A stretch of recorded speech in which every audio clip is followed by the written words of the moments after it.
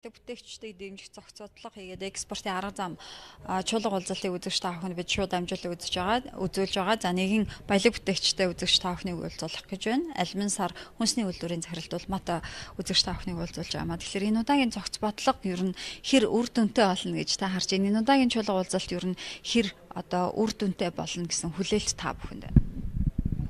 За, юу нэг хүлээлт өндөр байгаа. Баялаг бүтээгч зориулсан хууль за төсөл хөтөлбөрүүд бол сүүлийн үед эрчимтэй яригдж байна. Ялангуяа он гараад бол одоо баялаг бүтээгч миний хувьд бол маш сонирхолтой, би зайлшгүй ирж сонсох ёстой, дуу хоолойгоо өргөх ёстой юм чуулга уулзалт гэж үзэж байна энэ удаагийн уулзалтыг. За ер нь бол улс орныг хэн авч явдаг вэ гэвэл үйлдвэрлэгчид эх орондоо баялаг бүтээж байгаа, нэмэн өртөг бүтээж байгаа, хүмүүсийг цалинжуулж байгаа ийм хүмүүс илүү бүтээдэг гэж байгаа. Баялагийг бүтээдэг эх оронд илүү татвар төлж байгаа хүмүүс бүтээдэг гэж хардаг. Тэр ч утгаараа би энэ удаагийн чуулганд одоо үйлдвэрлэгчид төлөвлөж оролцож байгаа. За төрөөс яад баялаг бүтээчийг дэмжих вэ гэхээр хамгийн үндсэн том зүйл нь бол ерөөсөө л бодлогоор дэмжих. Түүнээсээс одоо мөнгө төгрөг зөвөр өгөөч тусламж өгөөч те гэж илүү одоо төрөөс тийм бэлэн юм харахаасаа илүү бид нар бол ер нь юу гэж харддаг вэ гэвэл бодлого айгу тууштай, урт удаан хугацаанд тогтвортой тийм бодлого хэрэгтэй байна.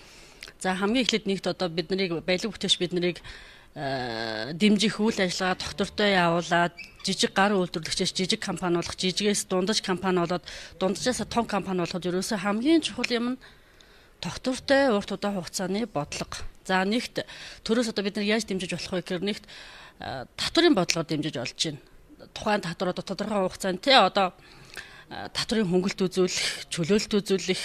За жишээ нь сая гэлэхээр аж ахуйн нэгжийн орлогын албан дотор их хурл руу ороод буцчихлаа. Тэрэн дээргээ тэдний 1.5 жилийн борлуулалт 1.5 тэрбумоос доош орлогын албан татварыг 1% гэдэг бол энэ бол үнэндээ яг амьдралд нийцсэн бодиттой юм байсан. За гэтэл жижиг дунд үйлдвэрлэл үйлчлэг дэмжих хуулийн төсөл одоо яваад их хурлаар оролцож. Энэ дээр бол одоо манай үйлдвэрч талаасаа бол маш идэвхтэй оролцож байгаа. Дуу хоолойгоо холбоогоор баялаг бүтээгчийн дэмжих холбоогоор дамжуулж одоо саналаа хэлсэн байгаа. За баялаг бүтээгчийн дэмжих холбооны сая анх дахь форум болсон. Жижиг дунд үйлдвэрлэл үйлчлэг эрхлэгчдийн форум. Тэрэн дээр бас одоо холбоогоор дамжуулж саналаа хэлсэн байгаа. Холбооноос бас зөвлөмж гарсан байсан. Тэр одоо үйлдвэрлэгч бидний саналууд суралт тус нөгөө хуулийн төсөлд суунаа гэсэн айгүйх өндөр хүлээлттэй байгаа. За дараагийн нэг дэмжих бодлого нь болохоор энэ нөгөө төрийн худалдаа авалт. Энэ айгүй чухал байдаг. За ер нь бол альва бизнес эрхэлж байгаа хүн үйлдвэрлэл үйлчилгээ худалдаа аль нь ч гэсэн борлуулалт хамгийн чухал байдаг. Тэгээд яг ингээд үнэхээр одоо үйлдвэрлэгч та өөрөө хүмүүсийн хэрэгцээг бүрэн хангасан, стандартын шаардлага хангасан үйлдвэр үйлчилгээг үзүүллээ. Тэрийг цаана хэрэглэдэг хэрэглэгчид борлуулалт хамгийн чухал гэдэг. Тэгэхээр одоо борлуулалтаар бас эмч хэрэгтэй байна. Тэр нь нэгдүгürt бол төрийн худалдаа авалт байна. Хоёрт нь болохоор кластер системээр том үйлдвэрүүд нь жижиг үйлдвэрүүдэд дэмжиж авч явах. Жижиг үйлдвэрүүдэд захиалга өгөх. Тэгэхгүй бол одоо ерөөсөө хувь хувьдаа нэг 2 нь 2, 3 нь 3, 20 хүмүүс нийлчээл нийгэм хийгээл идэг. Ямар ч нөгөө нэгдсэн бодлого байхгүй. Одоо жишээ нь нэг дүүрэгт гэдэг юм уу, нэг сумын төвд гээл тэг чинь 3 магадгүй талхны цэх, 4 талхны цэх байхад ерөөсөө тэнд хинж хөгждгөө. Тэгсээр агаал магадгүй дөрүлээ дампуурдаг тий. За тэгээ дараагийнх нь нэг бодлого нь гэвэл одоо жижиг дундын зээл. Одоо сая айгүй хил ам дагуулад байгаа. Энэ саяны энэ 70 тэрбумын зээл байгаа байхгүй. Энэ бол яг үнэндээ бол тухайн үйлдвэрлэгчдэд, тухайн баялаг бүтээгчдэд хамгийн том туслан зээл боломж байсан. 3% хүүтэй гэдэг чинь айгүй том боломж байхгүй. Тэгтэл тухайн тэр зээлийн тэр нөгөө нэг зээл авах төсөл авах хугацаа нь маш богино, мэдээлэл нь айгүй ил тод биш те. Тэгээд тэр нэг авсан компаниуд нь үнэхээр одоо те ялтчгүй энийг аваад хөгжих зайлшгүй шалтгаантай шаардлага байсан уу байгаагүй юу гэдэг нь бас ямар ч эргэлзээтэй. Тэрэн дээр бол айгүй эргэлзээтэй аваа. Тэгээ энэ дээр энэ баялаг бүтээгчид дэмжих холбоо бол бас нэлээд яваад байгаа юм байлээ. Үнэхээр тэр мэдээллийг ил тод байлгах. Та жишээ нь одоо өөрийнхөө үйлдвэр дээр хэр сайн жижиг дунд үйлдвэрлэлийг баялаг бүтээгчдийг дэмжих энэ бодлогоор гарч байгаа ямар нэгэн тусламж дэмжлэг арга хэмжээнүүдэд хэр сайн хамрагдаж байна. Одоогоор манай ерөөсөө төрөөс явуулж байгаа жижиг дундын энэ зээл тусламжаас бол аваагүй л байна. Хүртээгүй л байна. Тэр яагаад? Тийм боломж бидэнд маш бага байдаг. Одоо жишээ нь төсөл авж जैन тэ тухайн хөнгөлтэй зээл зориулсан төсөл авж जैन гэхэд 2 3 хоногийн өмнө л мэдээлэл ярьж байгаа. Гэтэл яг үүндээ амьдрал дээр хэрэгжих төсөл 2 3 хоногийн дотор бичигддэг. Тийм боломж байдаг. Таны үйлдвэрлэл ер нь одоо хэдэн хүнийг ажлын байраар хангаж байна? Та хаана бараа бүтээгдэхүүнийг? За манай компани бол одоо үндсэн болон гэрээт 30 гаруй ажилчинтай байгууллагад одоо 6 дахь жилдээ үйл ажиллагаа явуулж байна. Улаанбаатар хотын томоохон шүлжээ дэлгүүрүүд Имарт, Номин, Сансар, Миний дэлгүүр, Оргил гэх мэт худалдааны төвүүдээр одоо хүн ардынхаа өдөр тутмын хүнсэнд зориулсан талах нарийн боо үйлдвэрлээд гаргаж байна. Ер нь үйлдвэрлэл явуулахад та бүхэн тулгарч байгаа хамгийн том бэрхшээл юу вэ? Одоо жишээ нь төр засаг бол бодлогын хувьд доктортой үйл ажиллагаа явуулаач гэж. Тэгсэн мөртлөө улсын хурлын сонгуул нь хууль тогтоогч шийдвэр гаргагчдыг 4 жилээр сонгоод авахлаар энэ бодлого нь амжилттай хэрэгжиж чадахгүй. За энэ удаагийн засгийн газраас тэтгэлэг авсан болоо над чинь тэр намын үйлдвэр гэдэг юм уу? Дараагийн засгийн газрын дэмждэггүй юм уу? Нэг ийм хандлага яваад энэ баялаг бүтээгчид үйлдвэрлэл маань нэг тийм хөлөө олж тогтож чадахгүй байна уу гэсэн бодол байна л да. Ер нь бол компани олон хүнтэй, цөөн хүнтэй байгууллагад дуудсан удаагүй гэдгээс үл хамааран бизнес зарчмаараа л явах хэрэгтэй гэж үздэг. Тэр утгаараа би бол манай компани байгууллагад 6 дахь жилдээ үйл ажиллагаа явуулж байхад үндсэн том зорилго нь юу гэсэн гэвэл бид нар хамгийн сайн хүнсийг л хүмүүст хүргэх хэрэгтэй. За хүний иддэг хүнс учраас бид нар сэтгэлээ шингээж хийх хэрэгтэй гэсэн зорилготой одоо 5 жилийн ардаа өдлөө. Энэ хугацаанд бид нар алдсан ч маш их байгаа, онсон ч юм их байгаа. Гэхдээ би өнөөдөр юу ч харж байгаа гэвэл миний онсон юм айгүйх юм байна. Одоо биднэрт манай компанид бол над шиг ийм манай компани шиг ийм үйлдвэрлэгчид юу хэрэгтэй байна вэ гэл жижиг компаниас би дундаж компани болмоор байна. Энэнд юу хэрэгтэй гэхээр хөрөнгө оруулалт хэрэгтэй байхгүй. Би тоног хөрөмжөө шинжилмээр байна. Сайн технологи нэвтрүүлмээр байна. Үйлдвэрийн барилга байшинтай болмоор байна. Тэгэхээр одоо бол сая дурддагсан жижиг дундын урт хугацаатай хүү багтай зээлэл аягүй чухал хэрэгтэй байна. Тэгээд санхүүжилтээр биднийг санхүүжилтийн тодорхой хэмжээгээр шийдээд бодлого нэг уртхан хугацаанд нэг хүн ингээд юм хийгээд хамгийн бата 5 жил юмар байгаа байхгүй. Ямар ч одоо энэ үйл ажиллагаа бол 5 жил болж ижил бид нар нэг тодорхой хэмжээний үр дүн ингээ хардаг болох юм байна. Одоо л нэг болох юм байна шүү гэдэг юм хардаг учраас урт удаан хугацааны тогтвортой бодлоготой за тэгээд боломжийн хүүтэй зээл санхүүжилт маш хэрэгтэй юм. Тэгээд дээр нь дараагийн том асуудал бол ажиллах хүчин.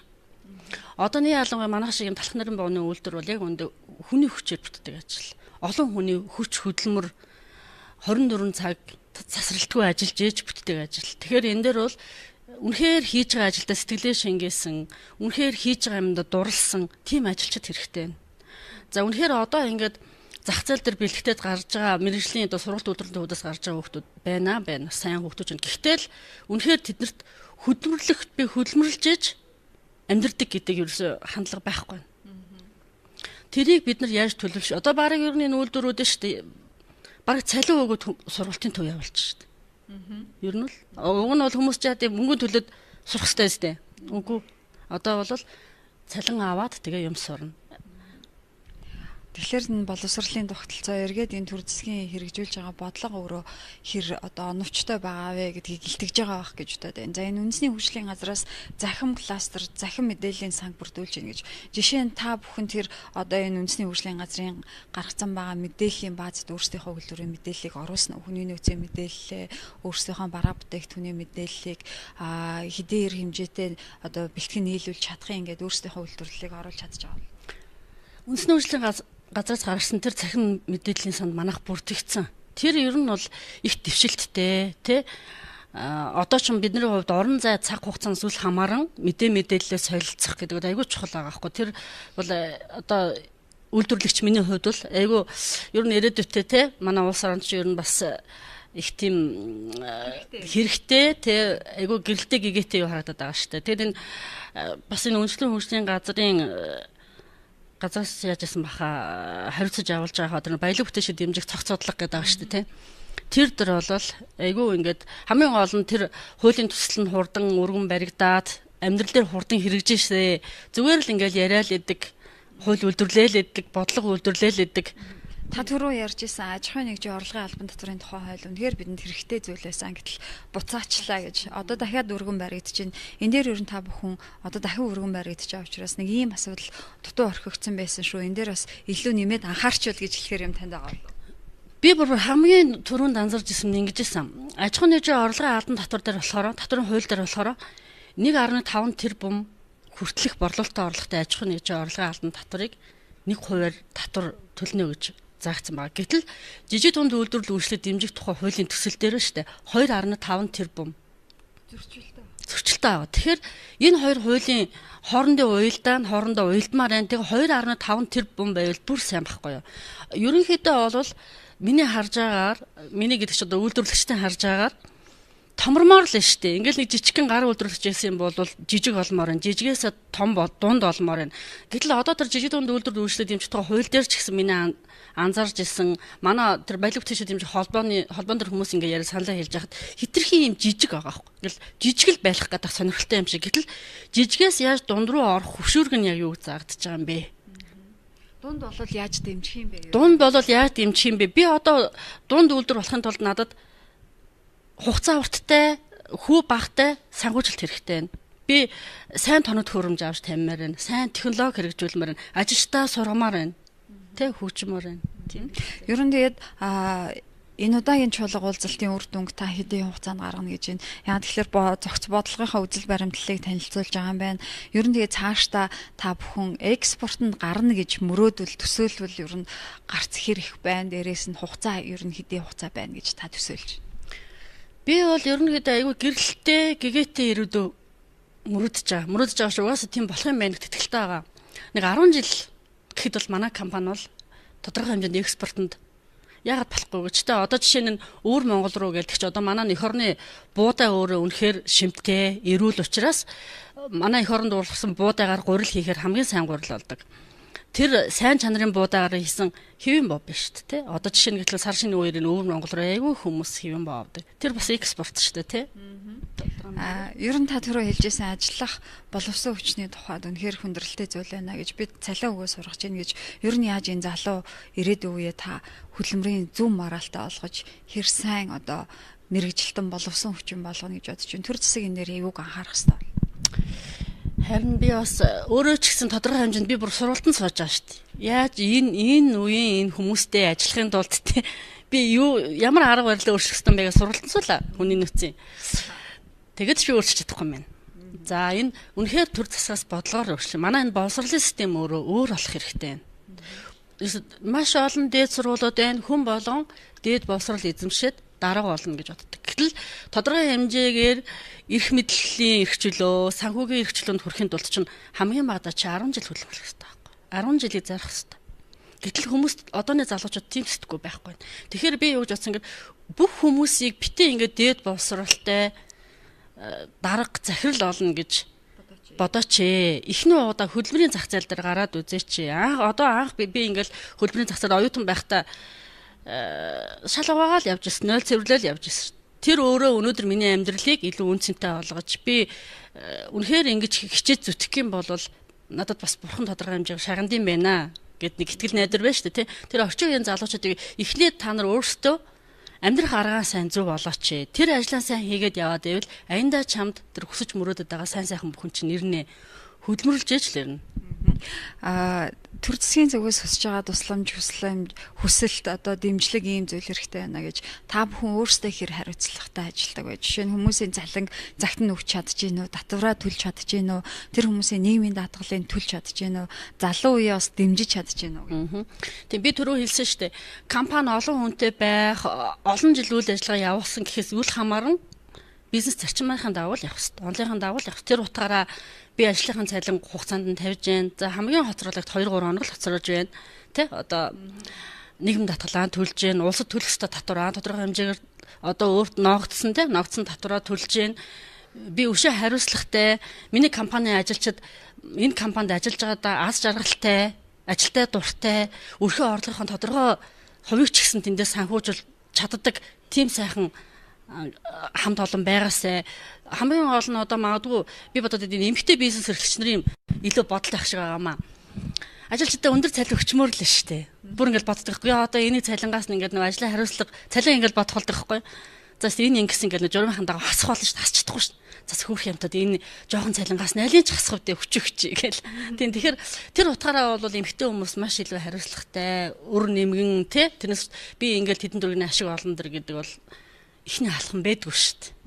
За таны ажилд амжилт хүсье. Магадгүй таны мөрөөдөж байгаа шиг 10 жилийн дараа экспортод бараа бүтээгдэхүүнээ гаргаж заас Монголын нэр хүндийг дэлхийд таниулах тийм бараа бүтээгдэхүүн үйлдвэрлэгч болоорой гэж хүсье. Баярлалаа. Та бүхэн ажилд амжилт хүсье. Мөн энэ форумд бас амжилт хүсье. Оролцож байгаа хүмүүстээ. Баярлалаа. Энэ бол парламент лээд. За баялаг бүтээгчдийг дэмжих цогц бодлого, экспортын арга замууд чуулга уулзалт үргэлжилж байна.